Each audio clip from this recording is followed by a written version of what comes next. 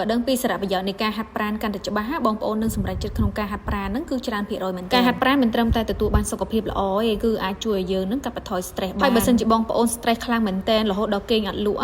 ការហាត់ប្រាណគឺជួយបងប្អូនបានច្រើនខ្លាំងមែនតើធ្វើឲ្យរាងកាយបងប្អូនរឹងមាំជាងមុនសុខភាពយើងក៏មាំទាំជាងមុនដែរនេះចែករំលែកពីបទពិសោធន៍ខ្ញុំផ្ទាល់ហ្មងបងប្អូនពីមុនធ្វើអីតិចតួចគឺឆាប់ហត់ខ្លាំងមែនតើជាពិសេសអារម្មណ៍យើងគឺតឹងតែងខ្លាំងមែនតើហើយល្មមតែសម្រេចចិត្តបានហាត់ប្រាណតើតើមានគ្នាអីបានតែហាត់ប៉ុន្តែឥឡូវតាំងពីខ្ញុំផ្ដាច់ចិត្តថាខ្ញុំទៅហាត់ប្រាណខ្លួនឯងមកខ្ញុំអាចបង្កើតមិត្តភ័ក្តិថ្មីៗបានទទួលបានបទពិសោធន៍ថ្មីៗច្រើនខ្លាំងមែនតើពីពួកគាត់